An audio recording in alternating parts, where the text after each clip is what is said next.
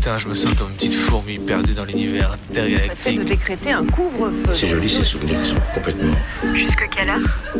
Minuit. Bonne nuit au mauvais garçon. Et alors justement, plus un souvenir est enlevé, enfin c'est plus est présent. Parce qu'il n'y a pas de souvenir en fait. Minuit. Décousu. La nuit, ce sont des petits groupes très mobiles qui ont sévi dans Mézieux, Saint-Priest, Dessines, Vénissieux, Lyon. On est encore réveillé sur Canu. Si on l'évoque, s'il y avait une image pour le montrer, ça serait mieux sans doute. Vous savez qu'il y a une légende terriblement érotico-radiophonique qui dit que nous ne nous connaîtrons vraiment que lorsque nous aurons fait ensemble le tour complet du cadran. Il est 23h23. C'est débrancher ses oreilles du monde. Il est 23h54. Pour les rebrancher sur un autre. La radio la nuit, ouais, il y a un truc, il y a quelque chose de particulier, quoi. Va-t-elle s'échouer quelque part, exploser en cours de route, fondre dans notre nuit noire? Comète venue d'ailleurs, est-ce que quelqu'un t'envoie? Dans l'obscurité, les ondes radio se propagent plus loin. Ça nous ferait vraiment plaisir de vous entendre, d'entendre vos histoires à vous aussi. C'est Minuit décousu qui te parle. On va se laisser porter dans la nuit. Il est 3h. La radio de nuit n'est pas mineure. Alors il y a moins de monde, mais je trouve que c'est des gens intéressants aussi parce qu'ils écoutent vraiment, ils sont vraiment là.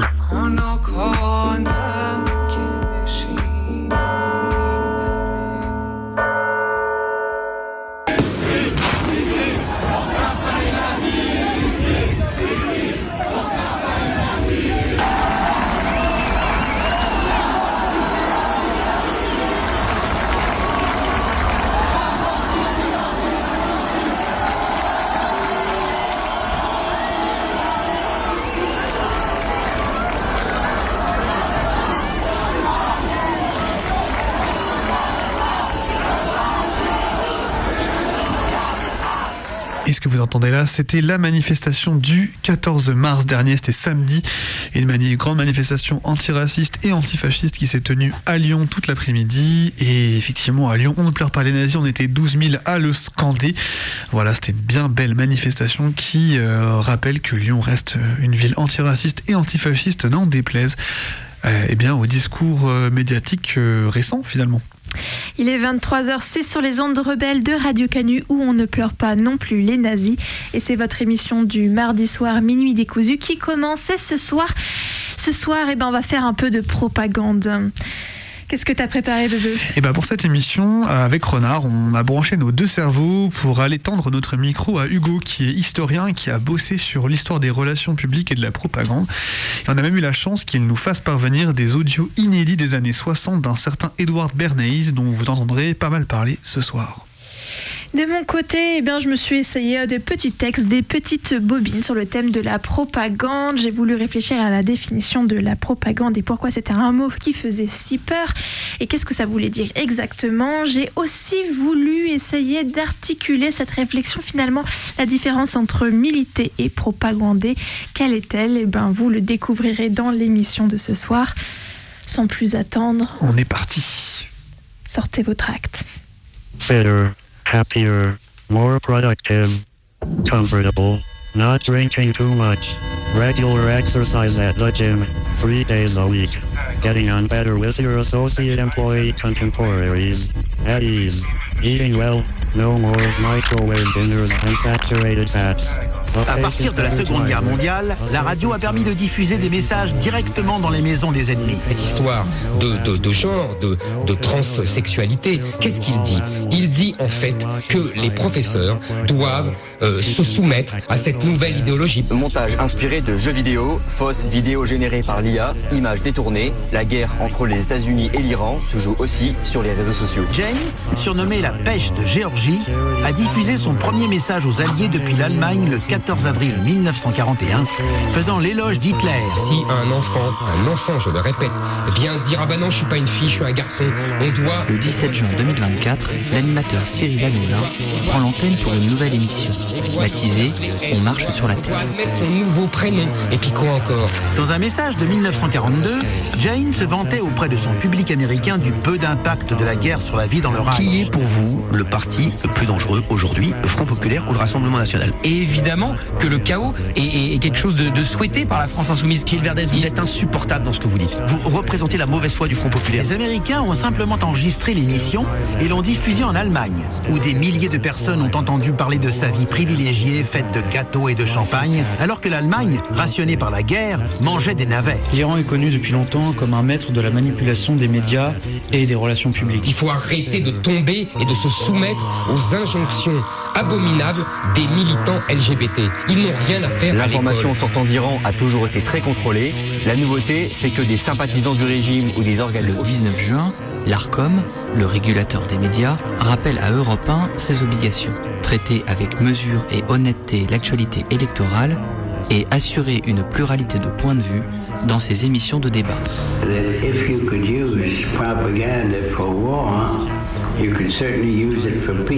Pour Cyril Hanouna, les choses sont claires. Ici et dans toutes mes émissions, tout le monde, tous les gens et toutes les opinions sont les bienvenus. Son but est de persuader les individus de penser ou d'agir d'une certaine manière, souvent en faisant appel à leurs émotions. La Maison-Blanche a ainsi diffusé des vidéos de frappes de missiles montées pour ressembler à des extraits du jeu vidéo Call of Duty. Said that we have learned that the intelligent minorities can engineer consent. Les frontières entre images réelles, images orientées et images entièrement générées par l'IA sont de plus en plus floues sur les réseaux sociaux. Through the use of manipulation, propaganda and control.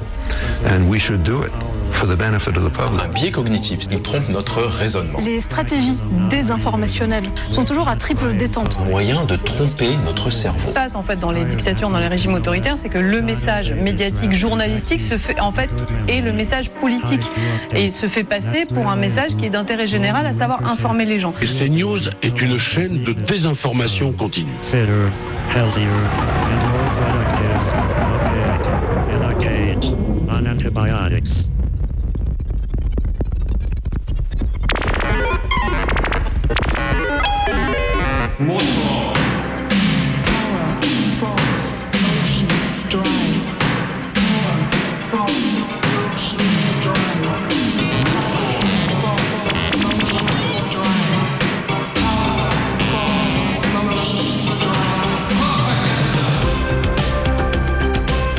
La propagande, c'est l'art d'influencer l'opinion avec un grand O pour lui faire accepter certaines idées ou doctrines. Persuader l'opinion publique, c'est-à-dire persuader massivement les gens que la guerre est nécessaire, qu'on a besoin d'impôts, qu'il faut se vacciner ou foutre ses enfants à l'école. La propagande est née avec les démocraties et surtout avec l'arrivée des médias de masse. Et contrairement à ce qu'on pourrait croire, ce n'est pas la finalité du discours qui détermine s'il est propagande ou non. La propagande ne propage pas nécessairement le faux. Ce n'est pas les valeurs qui comptent, mais la forme du discours. On lui donne différents noms, persuasion de masse, fabrique du consentement. Pour propagander correctement, l'important c'est de maîtriser les bases. J'ai nommé l'utilisation des sentiments, faire appel au pathos, à la peur pour manipuler la réception de son discours. La répétition, matraquer encore et encore les mêmes mots, les mêmes arguments, les mêmes affirmations. On disait quoi déjà? La pédagogie, c'est l'art de répétition. Là, c'est un peu pareil pour la propagande. C'est aussi la déformation des faits, l'omission ou la pure contre-vérité, une sorte d'argumentaire qui s'épanouit en dehors de tout cadre épistémologique. La propagande est un peu au fond, là où on n'attend pas. Se fait passer pour du journalisme, pour un argumentaire comme un autre, comme une vérité générale, un baromètre fiable du climat politique, une source d'information vérifiée, étayée scientifiquement. Et c'est souvent ce qu'on lui reproche au fond, d'avancer masqué. Parce qu'il y a des propagandes qui disent leur nom et qui font parfaitement partie du paysage du dissible et de l'acceptable, ou en tout cas de l'accepter, les campagnes de prévention, la publicité, même si sa stratégie est souvent de faire oublier sa nature, les campagnes électorales, les tracts, techniquement tout ça, c'est de la propagande.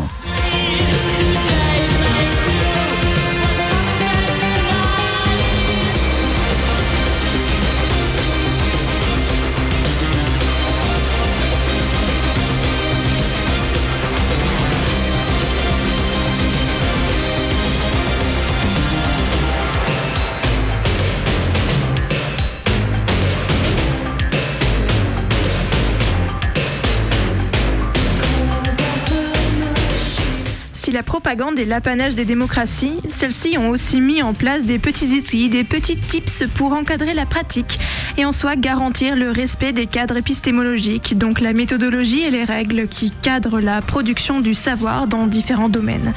Par exemple, en France, l'ARCOM, l'autorité de régulation de la communication audiovisuelle et numérique, née de la fusion entre le CSA, Conseil supérieur de l'audiovisuel, et de la Haute Autorité pour la diffusion des œuvres et la protection des droits sur Internet, Hadopi, se charge de manière hyper efficace de cadrer ce qui se raconte dans les médias, par hasard, je sais pas, dans ceux à Bolloré.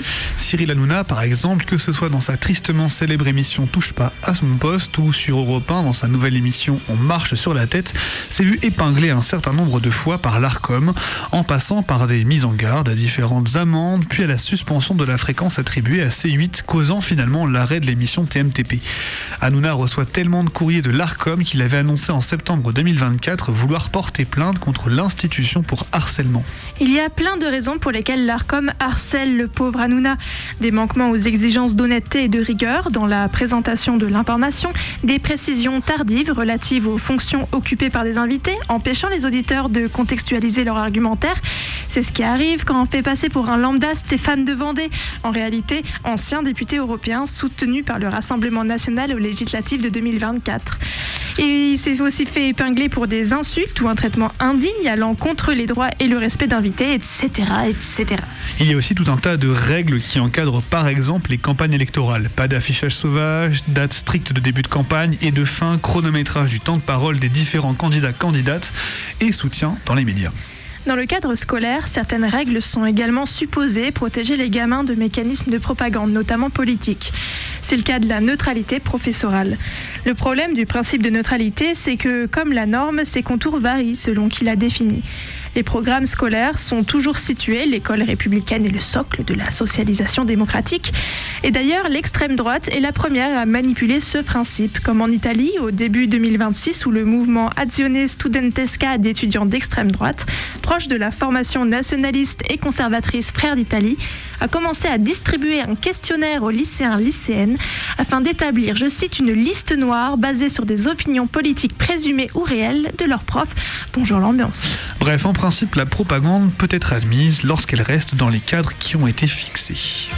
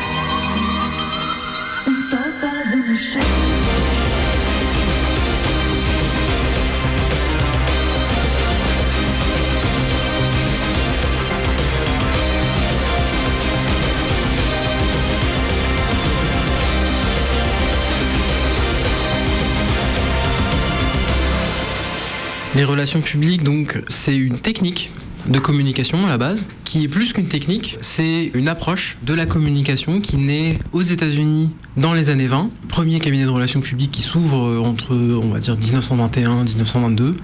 Par Édouard Louis Bernays et sa compagne Doris Fleischmann. Je m'appelle Hugo Souza de Curcy et je suis docteur en histoire contemporaine. J'ai travaillé sur l'histoire de la propagande et précisément l'histoire des relations publiques.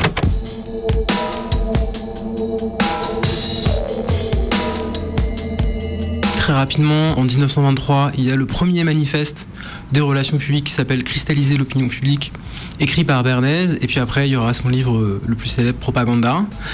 Et les relations publiques se diffusent très très rapidement. On va dire qu'en 20 ans, il y a vraiment beaucoup de cabinets qui s'ouvrent.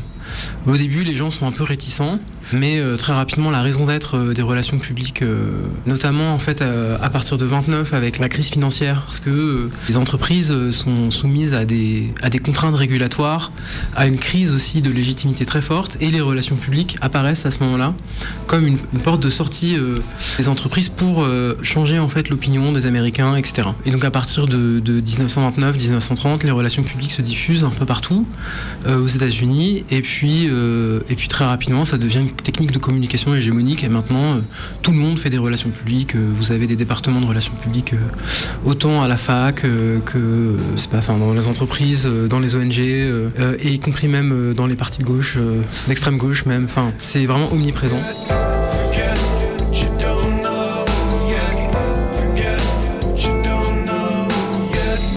Il n'y a jamais eu de définition stable des relations publiques, mais en gros, en général, pourquoi est-ce qu'on fait des relations publiques et pas de la publicité ou du marketing, etc. C'est parce que les relations publiques naissent donc au début des années 20 en rupture avec la pub, en disant tout simplement qu'il y a quelque chose qui existe désormais dans les démocraties qui s'appelle l'opinion publique, et qu'on ne peut plus se contenter de l'ignorer ou de monologuer par-dessus. Il faut s'inspirer d'outils, il faut même utiliser certains outils comme le sondage ou d'autres techniques qui prennent en compte l'existence de l'opinion publique, son avis, et surtout il faut avoir une vision segmentée de l'opinion publique. L'opinion publique, c'est pas un grand tout, c'est ni même pas 2 ou 3 grands tout, c'est vraiment plein de petits segments qui sont très précis et qu'il faut connaître et par lesquels on a accès avec la sociologie, la psychologie, bref toutes les disciplines qui naissent à ce moment-là. I might say that I knew Freud intimately, and in turn many of his disciples, Whittles, Brill, Oberndorf, Reich, and others.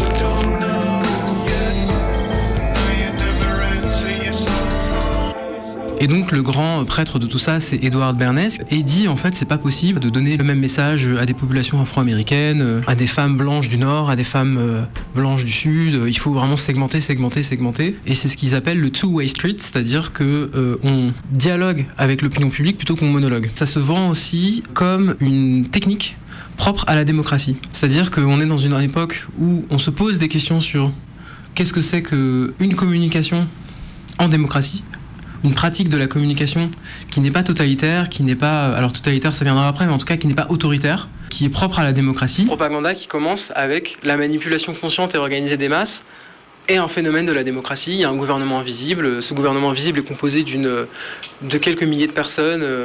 Enfin, c'est ça les premières lignes de propaganda quand même. Donc, après la Première Guerre mondiale, le mot propagande qui avant avait une valeur positive devient quand même principalement négative. Sauf pour Bernays, qui du coup connaît bien en fait la valeur négative malgré tout de la propagande, et du coup dit on fait plus de la propagande, on fait des relations publiques. Et ce sera pareil dans les années 50, on fera plus de la propagande, parce que la propagande c'est les nazis, les soviétiques qui le font, on fera de la communication politique. Mais en fait, au fond, les pratiques, quand on regarde les pratiques justement des relations publiques, ce sont des pratiques de propagande. C'est-à-dire que, déjà, premièrement, ce qu'on observe, c'est que des gens qui faisaient de la propagande n'ont aucun souci à faire la même chose, mais sous le nom de relations publiques. C'est le cas de Bernays, qui dira que faire des relations publiques, c'est exactement faire ce qu'il a fait pendant la Première Guerre mondiale, mais pour les entreprises privées. Avec, évidemment, à chaque fois, un raffinement toujours plus précis, mais il n'y a pas grande distinction.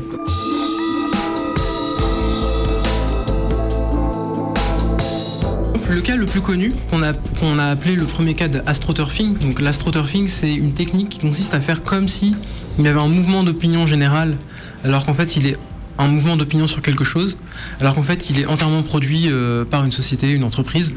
Et il y a une campagne très connue qui s'appelle les Torches de la Liberté, et le récit officiel c'est, voilà, Bernays est payé par Lucky Strike pour faire fumer les femmes. Son idée du coup c'est de connecter la cigarette à un truc sexy et transgressif. Et transgressif féministe quoi, pas transgressif en général, mais transgressif du patriarcat on va dire. Il fait fumer des femmes à un défilé de Pâques en mars 1929 à New York. et un défilé de Pâques, donc c'est un défilé religieux. Elles sont prises en photo. Le lendemain, il y a des unes dans la presse et il y a un slogan qui sont les torches de la liberté avec un manifeste écrit par une féministe qui s'appelle Ruth Hale. Alors, pourquoi est-ce que ces personnes font ça, par exemple ? On peut se dire, ouais, elles sont bizarres, elles ont collaboré à un truc horrible et tout. Alors en fait, quand on regarde l'histoire de ce coup, c'est pas du tout ce qui se passe. En fait, c'est que, déjà, c'est pas Bernays qui le fait, mais c'est sa compagne, Doris Lachman. Elle est féministe, elle est dans des milieux féministes. Doris Lachman, c'est une grosse fumeuse. Les femmes, en général, elles fument déjà pas mal, c'est pas tant que ça un tabou. Et en fait, en gros, Bernays propose à ces femmes de fumer. En contrepartie, elles ont une exposition médiatique pour faire de la propagande sur leur lutte un peu plus sérieuse, notamment le National Women Party, qui est donc un parti féministe à ce moment-là. Et elles disent, oui, pourquoi pas utiliser les relations publiques, pourquoi pas utiliser ce mec-là qui veut nous faire fumer pour, après, nous faire de la pub pour nous et pour nous rendre visibles. Et donc là, en fait, on voit bien qu'il y a une agentivité et que, en fait, c'est donnant-donnant, quoi. Donc, en fait, c'est aussi parce que c'est donnant-donnant qu'on y gagne, qu'en fait, le récit du grand manipulateur, c'est pas un vrai récit. À chaque fois, c'est les gens collaborent volontairement à ces campagnes-là. En l'occurrence, là, pour 1929, c'est parce que le cabinet de relations publiques est inscrit dans un réseau féministe qui l'utilise pour ses luttes, quoi, en gros. Et après, c'est aussi pour des questions de visibilité, pour des questions d'argent.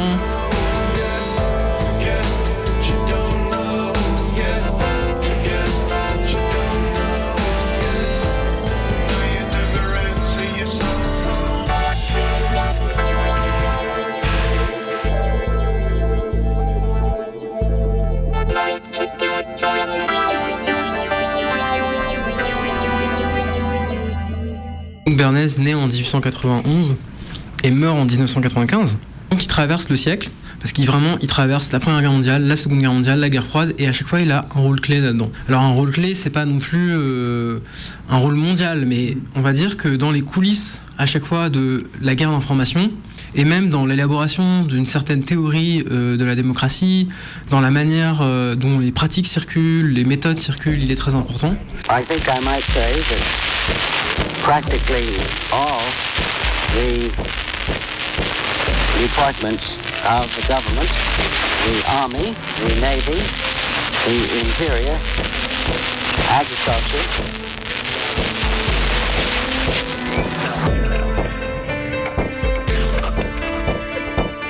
En fait, pendant la Première Guerre mondiale, en 1917, quand les États-Unis rentrent en guerre, très rapidement, il y a la nécessité d'ouvrir un ministère de l'information qui a un double but. Premièrement, c'est de convaincre les Américains qu'il faut aller en guerre, parce que Wilson avait fait sa campagne sur la promesse de ne pas rentrer en guerre. Et deuxièmement, il faut faire de la propagande qui soit américaine. Et la propagande américaine, elle ne censure pas, elle respecte la liberté d'information, etc., etc.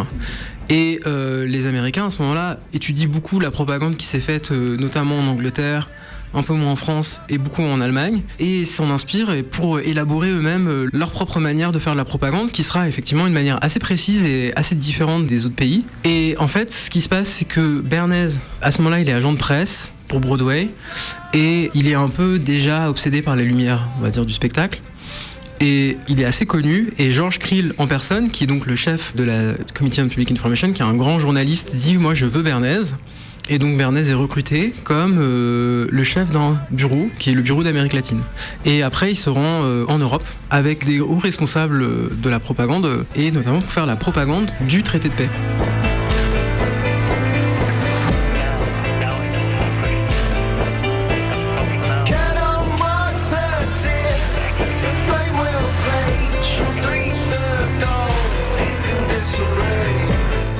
Et une fois que la guerre est finie, il a l'idée d'ouvrir un cabinet. Donc d'abord, il est Publicity Director, et puis très rapidement, il switch vers les relations publiques, qu'il propose lui-même d'emblée. Enfin, on voit vraiment, quand on regarde, c'est ce que j'ai fait dans mon travail, quand on voit un peu ses activités, et quand on voit ses discours à ce moment-là, on remarque qu'en fait, vraiment, il n'y a rien qui change par rapport à la propagande, quoi. C'est la suite logique. Et après, ce qui se passe du coup, c'est que la différence entre les relations publiques et la propagande, quand les relations publiques sont toujours questionnées, réélaborées au cours du siècle, parce que à chaque fois que les relations publiques arrivent dans un pays, il y a une réception spécifique. Par exemple, en France, ça arrive dans les années 50. fin des années 40, début des années 50, et c'est des industriels, des publicitaires, mais aussi des antifascistes de la résistance, quoi, anticommunistes et antifascistes, qui prennent les relations publiques pour dire c'est la manière de faire de l'information qui n'est pas de la propagande comme les ennemis. Et donc à chaque fois, les relations publiques essayent de se distinguer de la propagande tout en reprenant les mécanismes de la propagande, parce que en fait, les relations publiques se veulent comme la pratique de communication propre à la démocratie, dans le sens où on écoute le public, on essaie de savoir ce qu'il veut, et on essaye d'ajuster le message au public. Et ajuster le message au public, ça veut dire aussi donner la possibilité d'une réception indigène, on va dire, à un public spécifique. Donc ça veut dire que par exemple, on va écrire le même message 40 fois de manière différente, selon qui, quel public, quel est son langage, quelles sont ses valeurs, quels sont ses codes, etc. Et ça paraît vraiment banal de nos jours. C'est-à-dire qu'on se dit, bah oui, effectivement, on écrit un message selon qui l'écrit, enfin selon qui le reçoit, etc. Mais à l'époque, c'est Bernays notamment qui a introduit cette idée que le public est segmenté, etc. Une autre base très pratique, c'est que Bernays, il invente l'idée, alors c'est pas vraiment lui qui l'invente, mais en fait il le théorise très très bien, déjà dans un article en 1928, qui s'appelle « Comment manipuler l'opinion publique, le pourquoi et le comment ». En fait il explique qu'un message est toujours reçu avec de la résistance, contrairement à ce qu'on pensait. C'est-à-dire que le public n'est pas une espèce de flasque molle dans lequel on met ce qu'on veut. Parce que le public est archaïque, le public est un peu bête. En fait, c'est intéressant parce que c'est vraiment une inversion qui fait, c'est que du coup, pour que la société change et pour que les valeurs changent, que la société se modernise, on a besoin des relations publiques. Parce que sinon, le public, il reste sur ses habitudes un peu bébêtes, etc. Et donc, tout nouveau message rencontre de la résistance. Et les relations publiques sont là pour faire sauter cette résistance. Dans le système de démocratie, on fait sauter cette résistance en persuadant, non pas le public, c'est-à-dire la grande masse, mais les leaders d'opinion, ce qu'il appelle les leaders d'opinion. Et les leaders d'opinion, ce sont des gens en qui on a confiance, naturellement. Ça peut être, par exemple, des gens qui ont de l'autorité. Par exemple, un médecin, un pharmacien, par exemple, un homme politique un peu charismatique. En fait, il y en a plein de sortes différentes des leaders d'opinion, ou un chef de tribu, qui s'adresse d'abord à ces leaders d'opinion, et il demande aux leaders d'opinion de faire transmettre un message qui après est réélaboré, donc par ces leaders d'opinion, et retransmis au public. Et en fait, c'est vraiment les influenceurs. Et ça, c'est vraiment Bernays qui le théorise le mieux, le pratique le mieux. Moi, j'ai vraiment été bluffé par ces campagnes.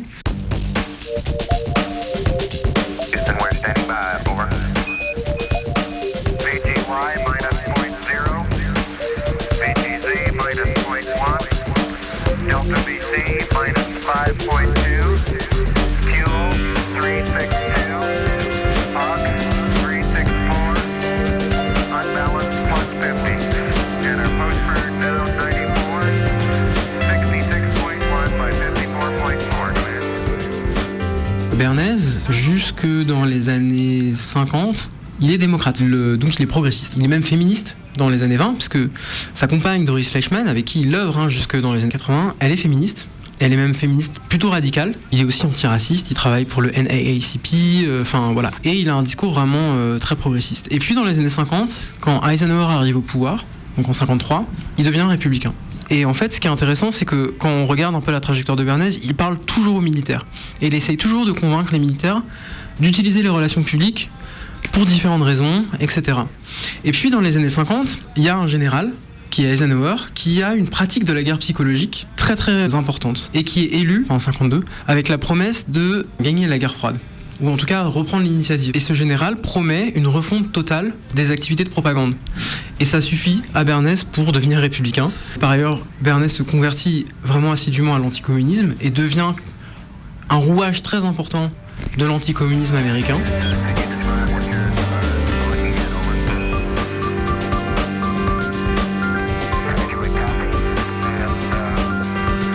Et donc à ce moment-là, lui ce qu'il fait, c'est qu'il dit que les relations publiques sont un outil de guerre psychologique. Et ça marche. Il est très écouté à ce moment-là. Et il va faire plusieurs choses pour l'État américain, dans une espèce de zone grise entre le secret et la discrétion. Il va former pas mal de militaires et surtout il va beaucoup discuter avec des grands responsables de la guerre psychologique américaine, notamment les responsables de la première agence de relations publiques américaine, donc pour vendre la démocratie, le capitalisme et les États-Unis, qui s'appelle la United States Information Agency, qui donc est créée en 53. Et Bernays sera une éminence grise du début de cette agence. Donc jusque dans les années 60, il va faire beaucoup de choses pour cette agence de propagande. qui se dit d'information, mais en fait c'est de la propagande.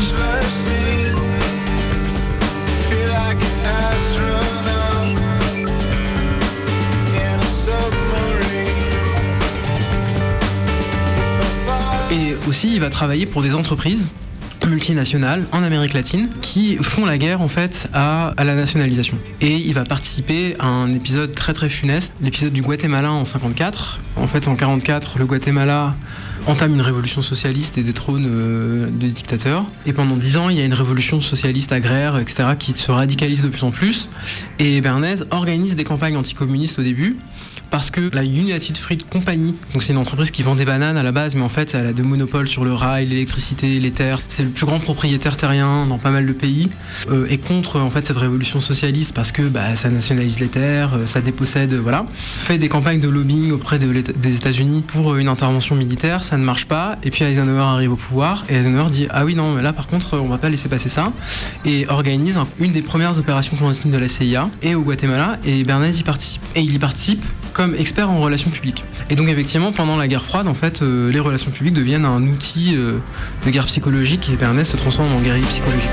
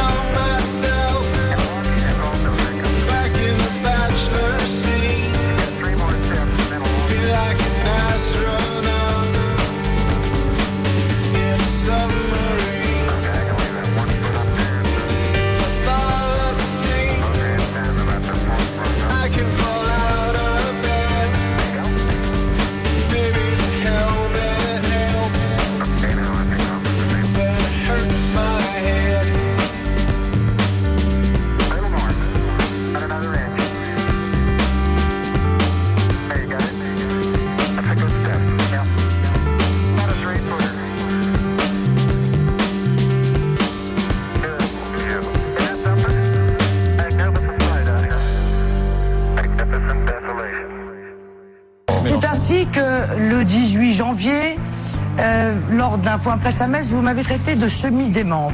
Ça vous laisse une bonne moitié. On le savait que le système médiatique Bolloré influençait à travers tous ces canaux CNews, touche pas à mon poste, à la fois pour faire monter l'extrême droite, mais aussi pour servir des intérêts politiques et économiques.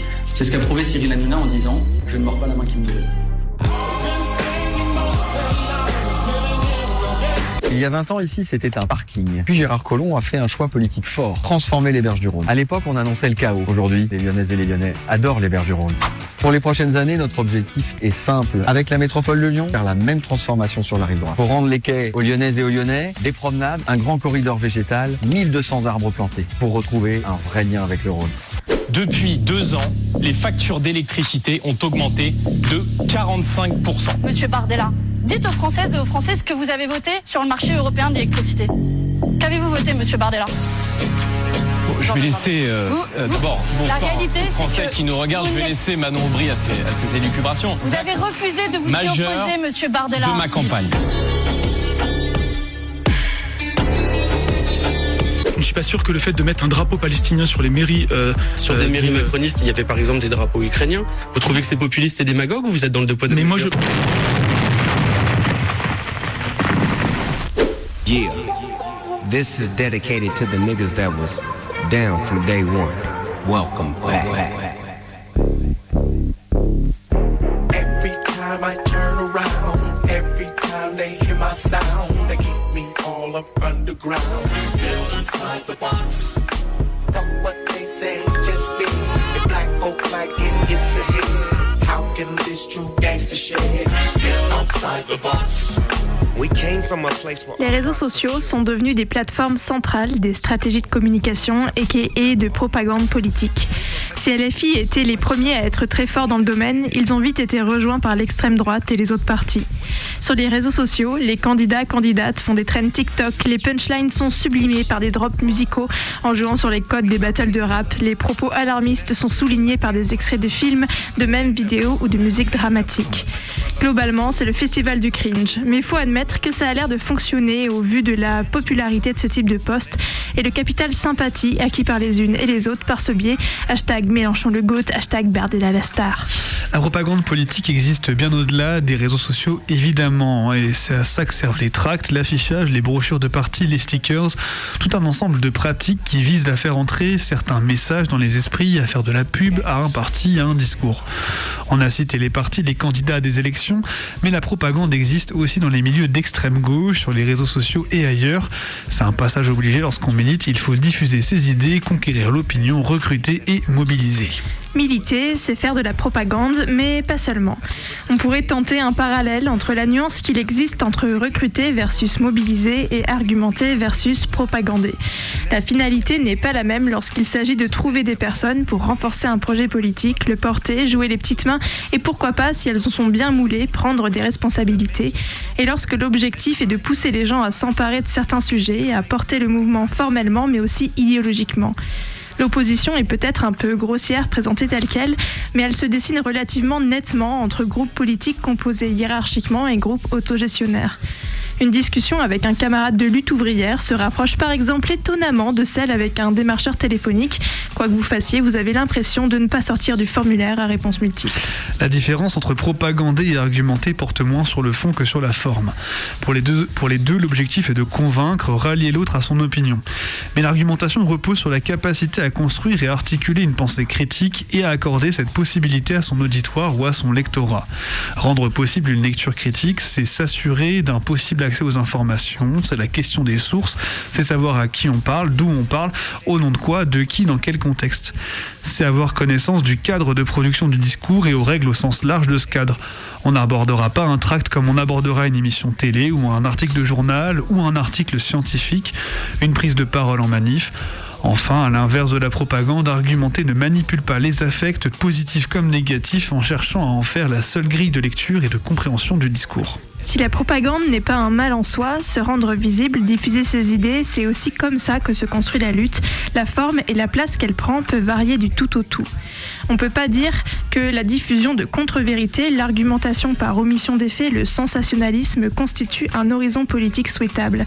Et finalement, les outils dont on décide de se saisir et la manière dont on s'en saisit ne sont probablement pas à décorréler du projet politique qu'on porte.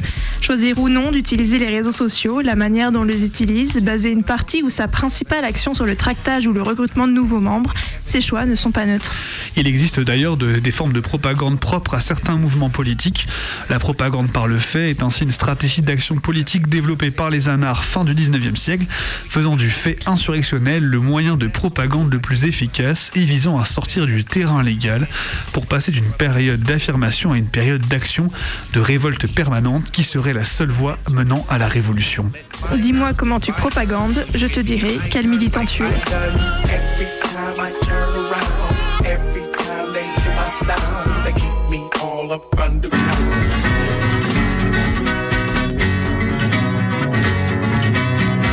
Je sais que nous pensons de même et posons les mêmes problèmes, que nous nous battions à côté ou que nous soyons séparés, que tous deux nous serrons les poings de voir qu'un homme est licencié parce qu'il ose se révolter contre le petit chef qui l'opprime. Nous éprouvons la même haine contre l'ordre et l'autorité que les mômes dans les lycées qui luttent et se font matraquer parce qu'ils refusent l'enseignement qui prétend que la liberté c'est leur avenir stérilisé dans la légalité bourgeoise. Nous ne pouvons pas nous taire quand un travailleur algérien se fait tabasser par les flics et insulter bien pire qu'un chien, et qu'il faut pour que ça s'arrête qu'on soit des milliers dans la rue, Français immigrés tous unis pour que les flics s'en relèvent plus. Nous faisons partie, toi et moi, de tous ces gens qui en ont marre de s'éreinter à travailler au profit d'une minorité. HLM, cité dortoir, foyer bidonville ou coron, pour qui parler du droit en prison. Je sais que si nous nous aimons à travers le même combat, c'est que nos révoltes sont sœurs et cognons-nous le même sang. Un sang qui bien sûr coulera, versé pour la cause du peuple, pour qu'un jour tous les travailleurs s'unissent et prennent le pouvoir, le pouvoir, le pouvoir, le pouvoir. Well, power is the ability to get what you want from others, and you can do it three ways. You can do it with coercion, you can do it with payment, or you can do it with attraction and persuasion. Coercion and payment I call hard power. The ability to get what you want through attraction and persuasion is soft power. Ces gens qui font de la propagande, font de l'influence, sont obsédés par les définitions. Et ils sont obsédés par les définitions parce que les définitions sont des manières de se présenter au monde. Une des obsessions principales de tous les marketeurs, soft power, on parle aussi de stratégique narrative, de guerre psychologique, de guerre hybride, tout ce que vous voulez, c'est de se distinguer de la propagande. Parce que la propagande, c'est vraiment le mot le plus méchant. C'est-à-dire que ça disqualifie tout de suite. Ah oui, non, mais lui fait de la propagande. Donc à partir du moment où lui fait de la propagande, on l'écoute plus. Par contre, s'il fait du marketing, bon, s'il fait de la relation publique, s'il fait de la communication politique, s'il fait du branding, voilà. S'il fait du soft power, bon. Et donc en fait, ces gens passent leur temps à inventer des catégories, des nouvelles définitions qui en fait sont, quand on regarde de près, pas très différentes de la propagande. En fait, à chaque fois, on y revient. Et par exemple, le soft power, c'est quand même théorisé par Nye dans les années 90, fin des années 90. Et alors bon, le soft power, bon, c'est comme voilà, diplomatie culturelle, diplomatie publique, diplomatie numérique, diplomatie voilà. C'est quoi la différence entre la diplomatie culturelle, le soft power, la diplomatie publique? Enfin, en fait, il n'y en a pas tant que ça. En gros, le soft power, c'est faire aimer ce qu'on aime par des moyens qui sont pas la coercition, mais l'influence. Et en fait, derrière, c'est vraiment toute une palette de pratiques différentes. Et en gros, c'est la culture qui devient en fait un outil d'influence, un outil de relations internationales pour obtenir en fait des résultats qu'on veut. Ça, c'est les États-Unis qui l'ont inventé. Ils sont très forts pour ça. Après, ils l'ont pas inventé dans les années 90. Ils l'ont inventé même avant la Seconde Guerre mondiale, même, on peut dire, la Première Guerre mondiale. Il y a déjà des moments de diplomatie culturelle très forte, et pourtant le soft power n'existe pas comme mot. Mais à ce moment-là, on parle de propagande.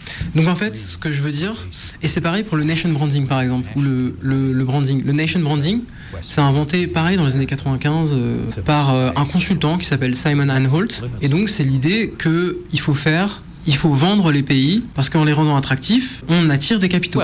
Et donc, qui attire les capitaux rend les nations riches. Et du coup, c'est assez drôle parce que c'est vraiment the wealth of nation, mais du 21e siècle. Et donc, le nation branding, quand tu regardes, c'est du marketing. Le premier livre de nation branding s'appelle The Marketing of Nations. Et en fait, le fait qu'il appelle ça nation branding, ça devient un mot-clé qui se diffuse. Et vous avez 1 million d'occurrences de nation branding, alors qu'en fait, c'est juste du marketing.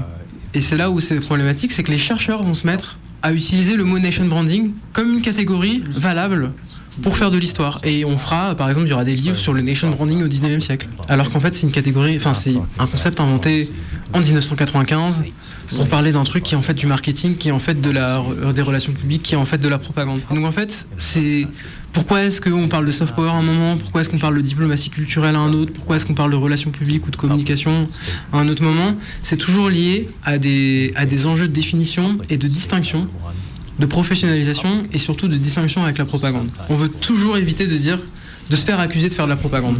Parce que voilà, c'est le principe de la propagande, c'est qu'à partir du moment où on dit que c'est de la propagande, ça marche. Right. Well, remember, the Soviets had a good deal of soft power in 1945. In Europe, for example. Il y a un débat à la fin de la Première Guerre mondiale, qui est un débat qui a les mêmes coordonnées que celui qu'on a maintenant, mais qui n'a pas les mêmes technologies. Mais c'est les mêmes coordonnées. C'est-à-dire, qu'est-ce que c'est l'information? Qu'est-ce que c'est l'influence? Est-ce qu'il y a encore du journalisme possible? Etc. Pourquoi? Parce que les journalistes sont devenus des propagandistes. Et l'information a fusionné avec le divertissement, a fusionné avec la propagande. De telle sorte que, à la sortie de la Première Guerre mondiale, on sait plus où est l'information, où est la propagande, etc.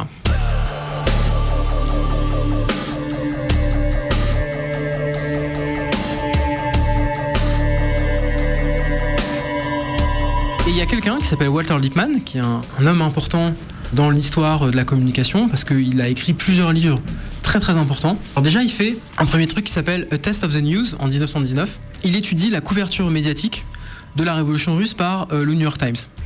Et il dit, en fait, en étudiant la couverture médiatique du New York Times, on comprend qu'il y a des biais. Les journalistes ne sont pas objectifs.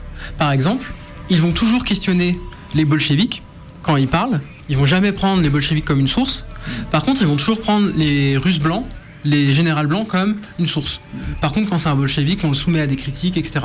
Et il montre ça donc sur la couverture médiatique de la Russie. Et il montre et il dit, du coup, et en gros, c'est un peu le premier fact-checker, quoi. Et il dit, en fait, du coup, on voit bien que il n'y a pas de traitement objectif de la révolution russe par le New York Times, ça n'existe pas. Et du coup, il faut former les journalistes à un traitement plus objectif, etc. Il faut leur apprendre à distinguer les sources, à toujours les critiquer, etc.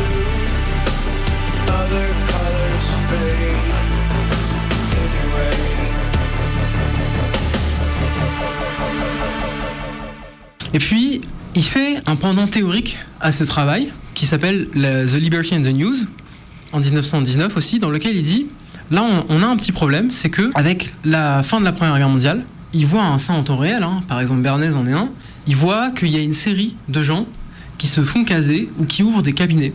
Donc ils se font caser dans les entreprises, ou alors ils ouvrent des cabinets de relations publiques, de publicité, etc.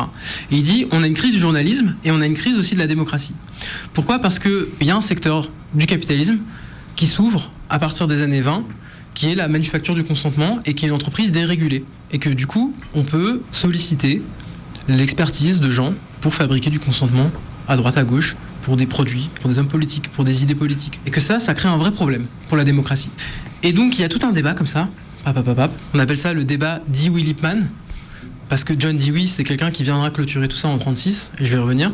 Mais en fait, c'est pas du tout le débat Dewey-Lippmann, c'est un débat général qu'on a réduit à 2 figures majeures, mais en fait, il y en a plein. Et Bernays, dedans, il intervient. Et il intervient pour dire, mais moi, j'ai la solution, c'est les relations publiques, parce que les relations publiques, c'est le fait que chacun peut persuader l'autre, peut influencer l'autre, grâce à un expert en relations publiques, et que ça garantit en fait la fluidité des idées, ça garantit le fait qu'il n'y ait pas un monopole de la vérité, ça garantit que en fait chacun peut, dans le chapitre, dans le concert polyphonique de la démocratie, faire porter ses idées, et c'est forcément, si l'idée est bonne, elle va marcher. Donc il y a plusieurs livres qui sont publiés, dont Walter Lippmann qui écrit 2 livres, Public Opinion et Le Public Fantôme, en 1927. Et Le Public Fantôme, c'est un texte pessimiste qui dit, en fait, il y a tellement de la propagande partout, il n'y a plus d'informations que la démocratie n'existe plus, le citoyen éclairé n'existe plus. Il n'y a que des gens qui vivent dans des stéréotypes. Et c'est un peu lui qui invente le mot de stéréotype, dans le sens où il le prend du langage de l'imprimerie et il le met dans le langage sociologique. Et le stéréotype, c'est juste qu'on a des impressions produites par la sphère médiatique qui sont très fortes et qui impriment notre conscience et nous donnent une lecture du monde, mais que c'est pas vrai en fait. C'est pas le vrai monde. Que le vrai monde, on n'y a pas accès parce que la sphère médiatique stéréotypise tout. Donc elle simplifie tout au pas possible. John Dewey, il lit tout ça et il écrit un livre en 1936 qui s'appelle Le Public et ses problèmes. Et Le Public et ses problèmes, c'est un livre qui essaye de réconcilier la démocratie, l'information, avec le commun, en gros. Il dit que, en fait, dans l'Amérique amorphe dans laquelle on est, il n'y a pas de public parce qu'il n'y a pas de problème. Pourquoi ? Parce qu'un public, ça naît avec un problème public. Il n'y a pas de public comme ça, voilà. Et qu'en fait, la démocratie autorise les citoyens à questionner pourquoi est-ce que telle chose existe, pourquoi est-ce que telle entreprise est à tel endroit. Et qu'en fait, la démocratie disparaît à partir du moment où les causes et les conséquences se dissocient. Ça veut dire quoi ? Ça veut dire que par exemple, il y a un taux de cancer très fort là où il y a une entreprise, un site nucléaire, mais il y a toute une propagande très forte pour faire en sorte de noyer le poisson.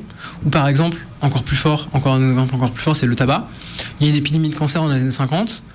Il y a une des campagnes de relations publiques les plus vénères du monde qui se met en place à ce moment-là pour décorréler la cause et la conséquence, c'est-à-dire l'épidémie de cancer du poumon du tabac, en noyant le poisson, en infiltrant la science, en faisant plein de choses. Et c'est la même chose avec le Covid, c'est la même chose avec le climato-scepticisme. Et d'ailleurs, les gens qui ont fait des campagnes de désinformation pour le tabac se reconvertissent dans les années 90 sur le climat.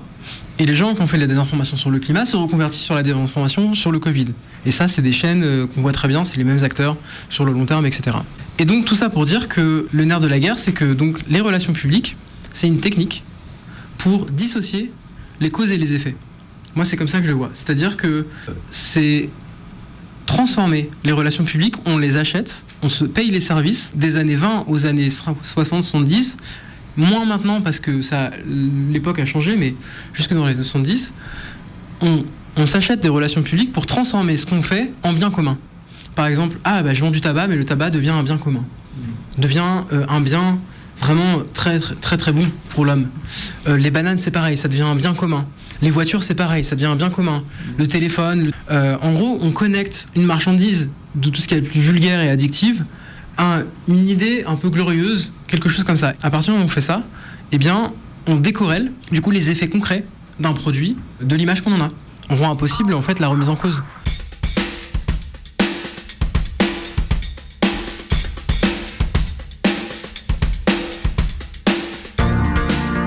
Les gens qui sont payés pour produire de l'ignorance, ils se drapent des oripeaux de la science. C'est-à-dire qu'ils disent pas genre haha je fais de l'ignorance, ils disent non moi je fais de la science. Et en fait ça a été théorisé comme tel par les entreprises de tabac je crois. Dans les années 80 vous avez un mémo qui s'appelle Le doute est notre produit, qui est un mémo fait par une entreprise de relations publiques, Brown. Et cette entreprise dit qu'en fait la principale activité des relations publiques, c'est de produire du doute. Doubt is our product. Et qu'en fait, on produit du doute en manipulant la science, donc. Mais on manipule la science en brouillant la science. C'est-à-dire en introduisant une différence entre ce qu'ils appelaient la junk science et la good science. Et la junk science, c'est la science militante des scientifiques du GIEC par exemple, celle qui est alarmiste, qui veut la précaution partout et la régulation partout. Ça c'est la junk science. Et la good science, c'est celle industrielle, sérieuse, qui veut produire, qui est pas hystérique et qui est pas militante mais objective. Et en gros c'est une bataille interne à la science aussi en gros. C'est-à-dire qu'il y a deux formes de science qui s'opposent et par exemple celle qui a gagné en ce moment avec Trump, c'est vraiment la science industrielle productrice d'ignorance en fait.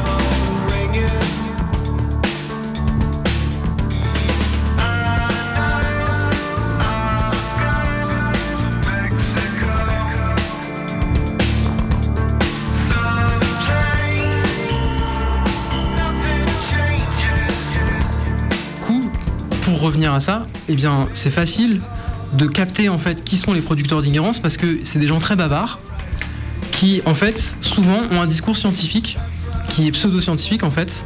Et par exemple il suffit d'aller étudier ce que racontent les scientifiques sur les vaccins, les désinformateurs sur les vaccins par exemple, que genre comme Kennedy ou l'administration Kennedy, il y a plein de scientifiques dans son camp qui passent leur temps en fait à raconter n'importe quoi. Et il suffit d'aller les voir et de comprendre en fait qu'ils font partie de tel réseau, tel think tank qui est financé par tel milliardaire, etc. Et on fait des connexions comme ça et puis en fait très rapidement on fait une enquête de journaliste quoi. Et donc c'est aussi parce que c'est des gens très bavards qui sont toujours au devant en fait de la controverse scientifique quoi. Parce qu'en fait c'est des gens qui ne cessent de réouvrir les controverses scientifiques en disant genre non mais en fait vous dites ça, vous dites que le réchauffement climatique c'est un consensus mais il y a telle étude qui dit qu'en fait on sait pas encore. Alors, on va voir telle étude, en fait, elle est produite par tel think tank qui est produit par tel milliardaire, etc.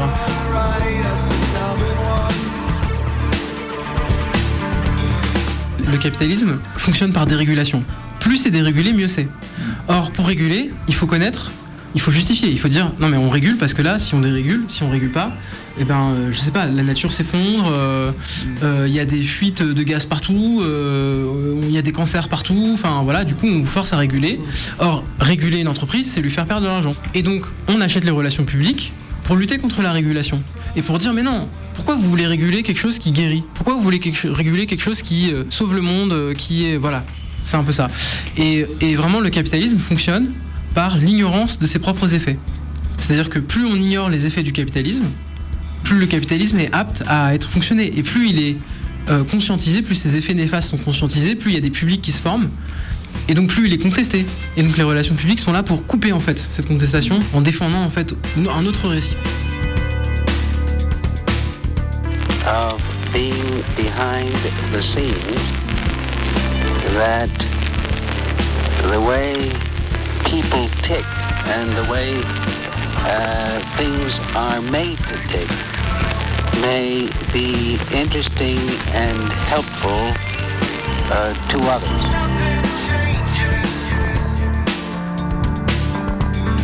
Maybe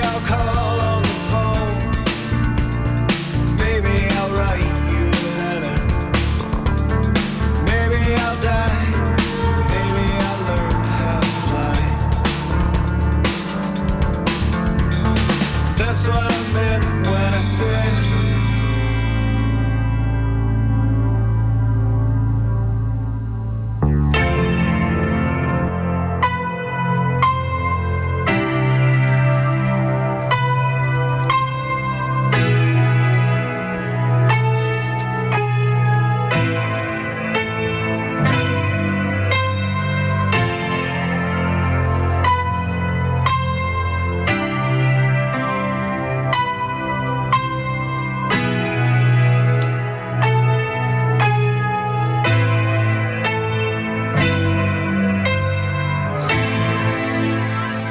Décousu influence Radio Canu et Radio Canu influence le monde.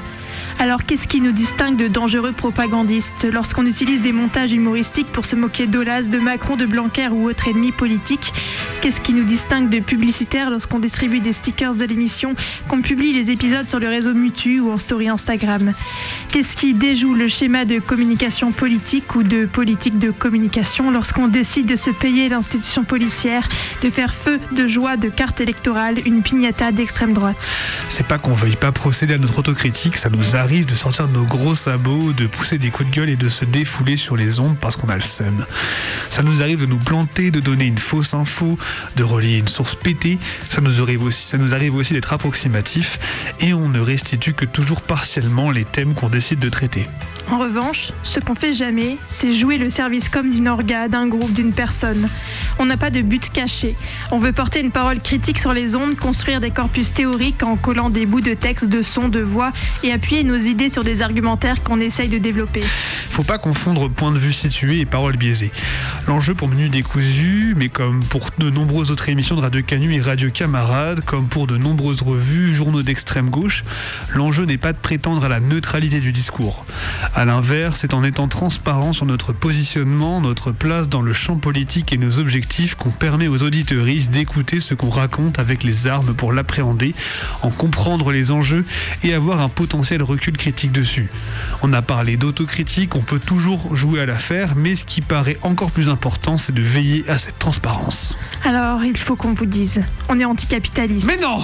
On est d'extrême gauche. Mais quoi? On n'aime pas les faf. Mais jure! On aime l'autonomie, le rap, le matérialisme, les blagues, l'autogestion et la rouille. J'espère que vous tomberez pas de votre chaise. Bisous.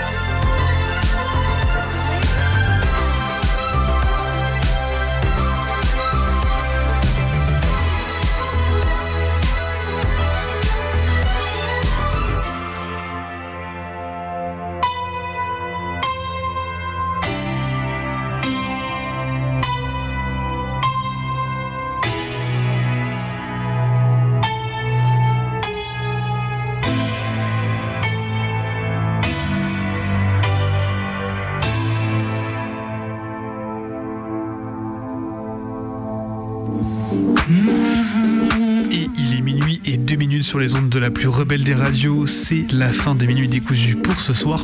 On se retrouve dès la semaine prochaine, même horaire, même lieu, même fréquence, même endroit. Je me suis perdu dans ce que je voulais dire. En tout cas, d'ici là, vous pouvez nous retrouver en rediffusion sur nos radios camarades, Radio Cause Commune, Radio Vassivière et Radio Kipik en Ariège, ou alors tout simplement en podcast sur notre audioblog Arte Radio. Surtout, croyez-nous sur parole.